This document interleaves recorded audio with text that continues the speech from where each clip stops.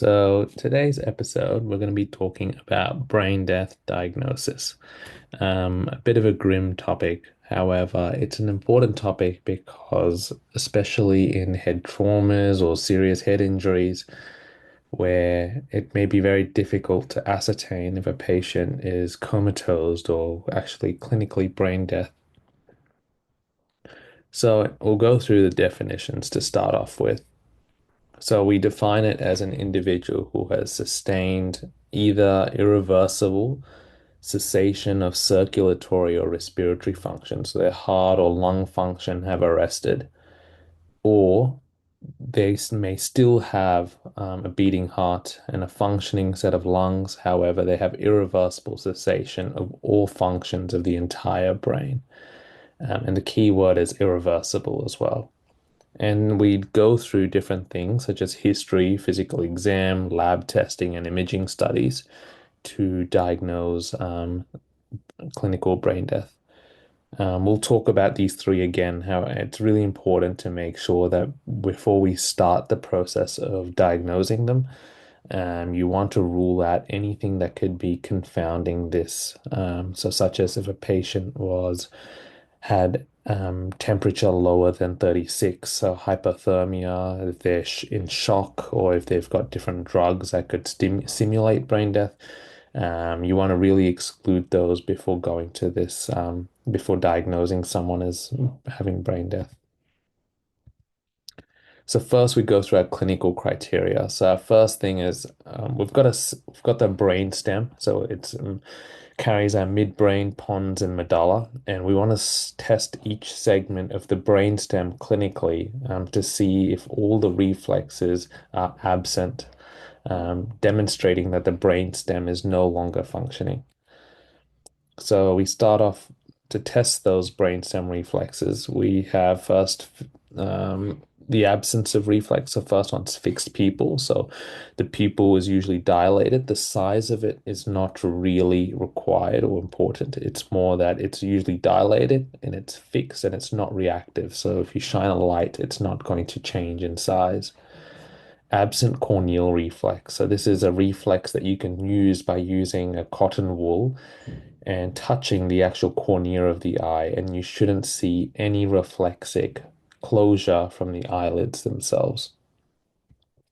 Absent ocular vestibular reflex. So this is a reflex that you use where you instill ice cold water, about 100 mils, and input it into each ear. And the ocular vestibular reflex in normal intact individuals is when you place water into their ear canal, the eyes will look towards the affected ear. And in brain death patients, the eyes will not move with putting cold water into the ear. And this should be repeated on both sides. And of course, usually about 5 minutes of waiting before you try it on the opposite side because you don't want to um, get the conjugate reflex from the other ear. Then you've got the absent ocular cephalic reflex. So this is a very interesting reflex. They call it doll's eyes as well. So usually normal people, when you roll their head from side to side, your eyes will still keep intact in the midline. However, in patients who are brain dead, their eyes will just roll from side to side like a doll, as you can see in this diagram over here. Absent gag reflex, so you're going to try to stimulate the posterior pharynx by using suctioning, and they're not going to gag or they're not going to cough on their tube. So they don't have any cough reflex or gag reflex, which normally protects our airways and our upper airways in normal individuals.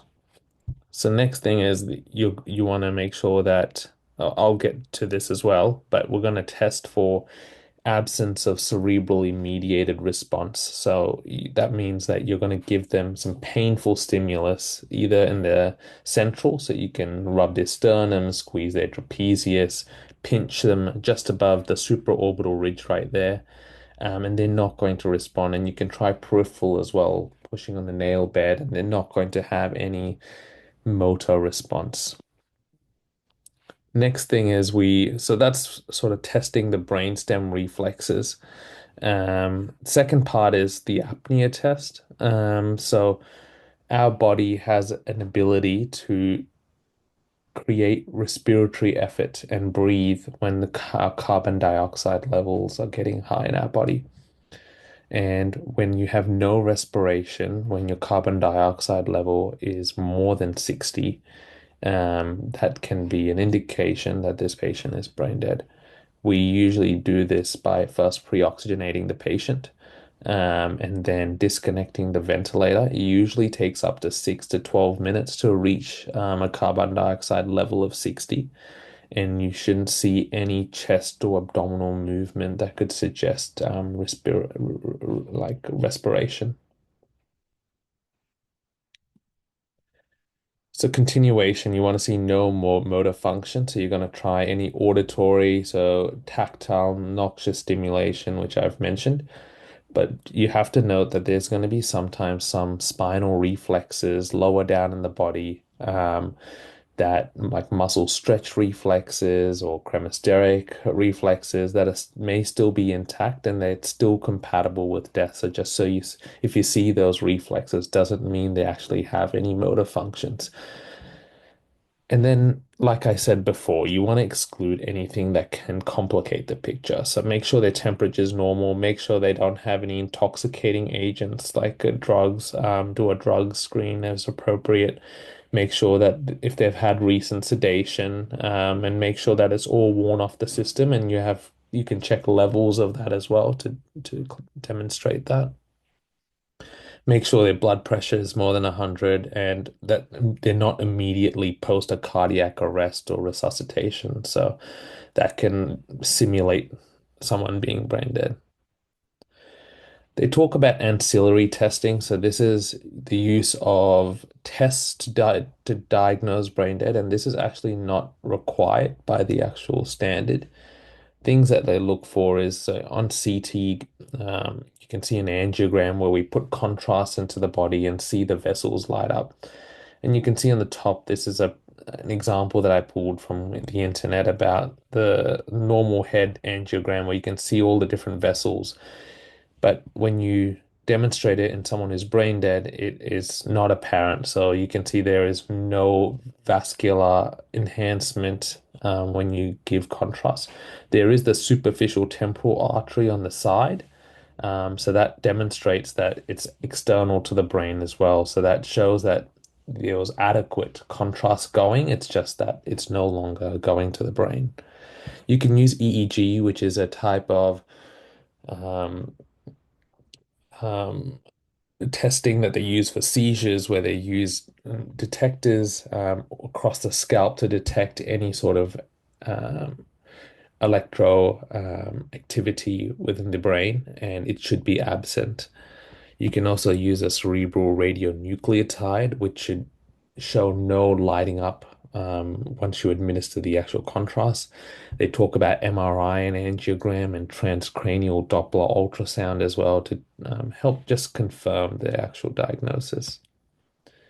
And finally, pitfalls. So, like I talked about, sometimes when you have movements of body parts, it can just be spinal cord discharges when the cells are dying. And they're usually repetitive, they're usually stereotypical, they don't really change with stimuli.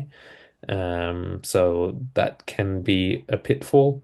Another thing is the appearance of breathing when there's ventilators that detect any arterial pulsations in your chest or from the chest tube as well being moved. So that all should be taken into account. Whenever we do diagnose someone with clinical brain death, it should be conducted by two independent clinicians at separate times as well. So that concludes the topic. It's a shorter topic today. Of course, this is just for educational purposes, and of course, there might be different protocols based on the hospital that you may work in. If you have any questions, just plug it down in the comments below. But otherwise, I'll see you in the next episode.